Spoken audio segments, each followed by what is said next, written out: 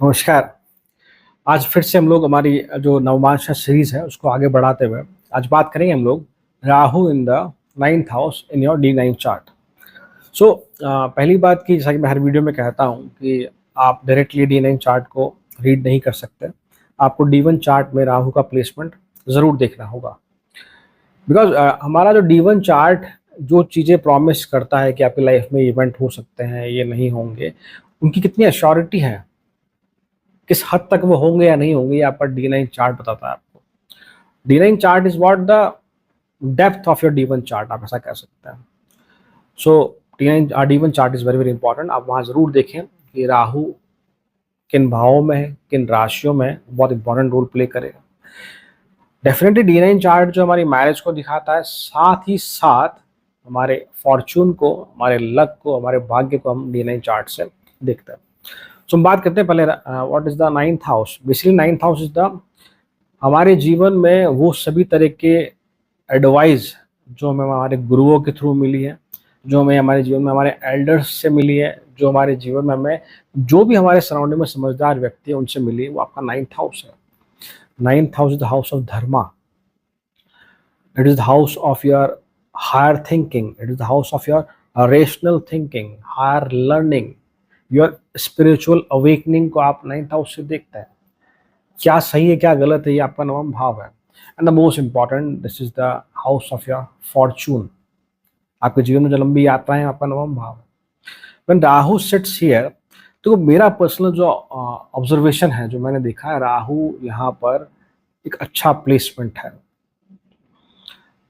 Until unless कि वो Scorpio या सजिटेरियस साइन में ना हो, अगर वो वहाँ है तो थोड़ी दिक्कतें हैं। अदरवाइज मैं Rahu in the 9th house को एक अच्छा पॉजिटिव प्लेसमेंट मानता हूँ।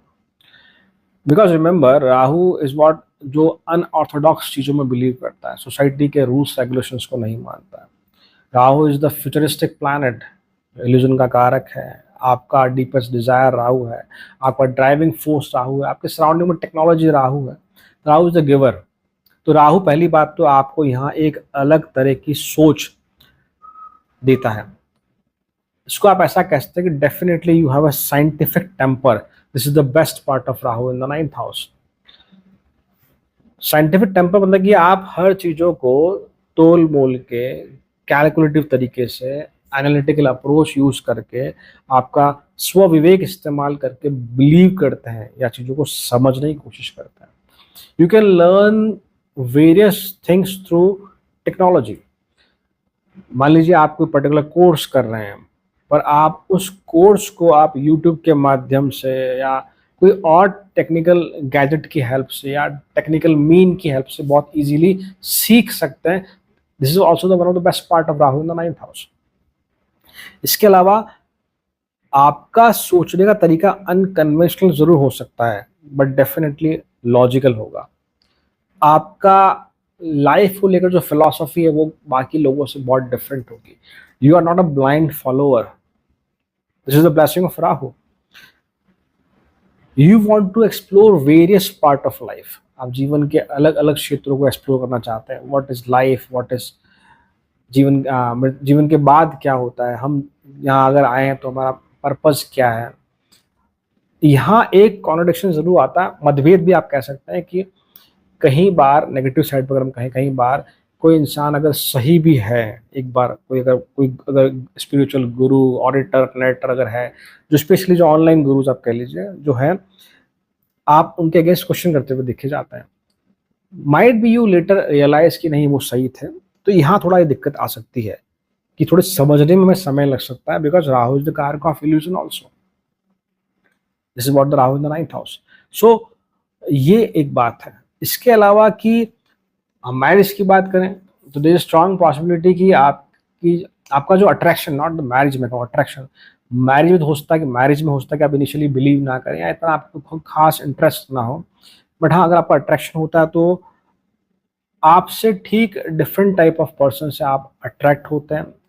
डिफरेंट टाइप ऑफ पर्सन का मतलब मेरा होता है वो डिफरेंट कम्युनिटी से हो, कल्चर से हो, डिफरेंट स्टेट से हो। मान लीजिए आप मध्य प्रदेश से हैं तो हो सकता है वो सदर्न इंडिया से हो, नॉर्थ ईस्ट से हो। इस तरह के कुछ लोगों से आप का इंटरेक्शन होता है, मैरिज के लिए भी और फ्रेंडशिप के लिए भी, या आप कहते हैं ऐसे लोगों से आपको इंटरेक्ट करना पसंद होता है, आपके जीवन में इस प्रकार के लोग बार बार आते हुए देखे जाते हैं। हाँ, आप ये कह सकते हैं कि जैसे मैंने कहा कि स्कॉर्पियो में है या सजिटेरियस में राहु है, तो स्पेशली स्पेशली वहाँ अगर मैं कहूँ तो इनिशियल मैरिज लाइफ में काफ़ी दिक्कतें होती हुई देखी जाती है।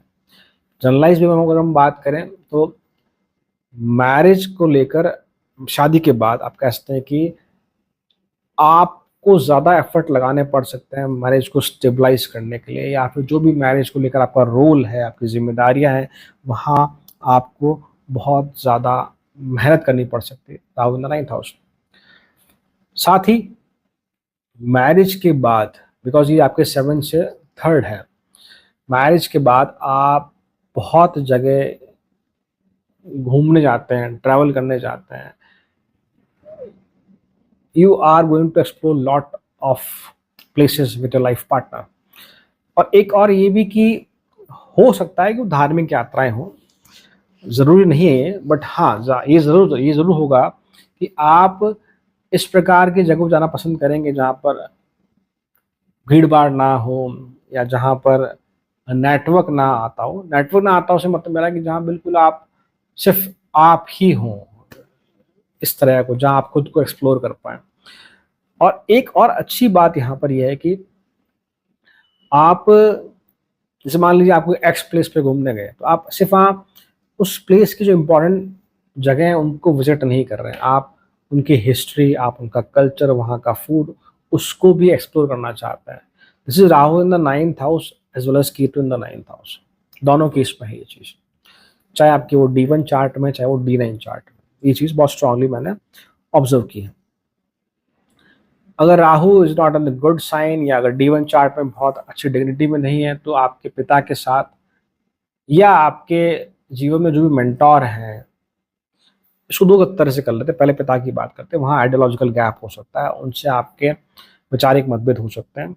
दूसरी बात ये कि आपके स्कूल कॉलेज में आपके टीचर, आपके मेंटर्स या लाइफ में जिनसे आप एडवाइस लेते हैं, कई बार आपको उन्होंने गलत एडवाइस दी हो, या आपने उससे गलत तरह से परसीव किया हो, ये चीज़ें हो सकती हैं।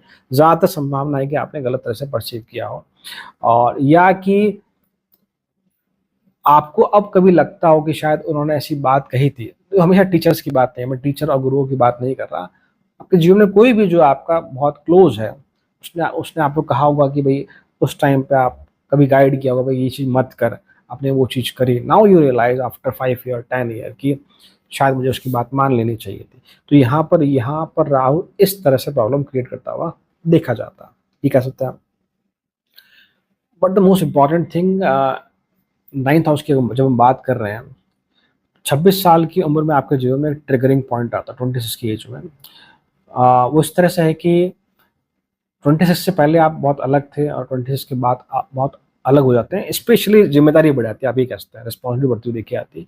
और एक आपका ट्रिगरिंग पॉइंट आता है जीवन में 42 की एज के बाद, at the maturity of Rahu की मेच्योरिटी के बाद, जब आपका बिलीफ सिस्टम ही पूरा स्विच हो जाता है, आप 180 डिग्री काफ़ी हद तक बदल जाते हैं। इसको आप ऐसा कह सकते हैं। बदलने का मतलब ये नहीं कि आप पहले बहुत हंसी मजाक करते थे, तब आप ऐसे नहीं है। इसका मतलब ये है कि जो आपने जीवन में सोचा था कि भाई मैं जीवन को इस दिशा में लेके जाऊंगा, आपका जीवन किसी और दिशा में गया। Now you are happy more on the side, आप ऐसा कह सकते हैं कि हाँ चलो ऐसा हुआ तो अच्छा है। एक तो ये, और दूसरा कि आप इसको ऐसा भी कह सकते हैं कि आपका टेस्ट, आपका आपका आपका लोगों को देखने का नज़रिया, आपका बातचीत का तरीका, यू आर मोर ग्राउंडेड, इस तरह की चीज़ें हैं। और उसको आप ऐसे भी कह सकते हैं कि मान लीजिए आप पहले इस प्रकार के इंसान थे कि आपको कोई दिखता था, मान लीजिए आप गाड़ी से जा रहे हैं, आपको कोई रोड पे कोई गरीब दिखा, उसने आपसे भिक्षा मांगी या जो भी आपसे डिमांड करी, आपने कहा चलो ठीक है मैं दे देता हूँ।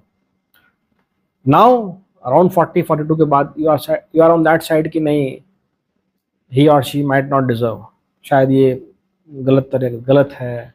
इस तरह के जो एथिकल क्वेश्चन आपके दिमाग में बहुत उठते हो, बहुत ज़्यादा बढ़ते हुए देखे जाते हैं। This is Rahu in the 9th house. So overall अगर मैं बात करूं, मेरे हिसाब से Rahu in the 9th house is a good placement. So ये छोटा सा एनालिसिस था मेरा। सो यदि आपको वीडियो पसंद आया, then kindly do like, share, subscribe. Thank you so much. Om Namah शिवाय।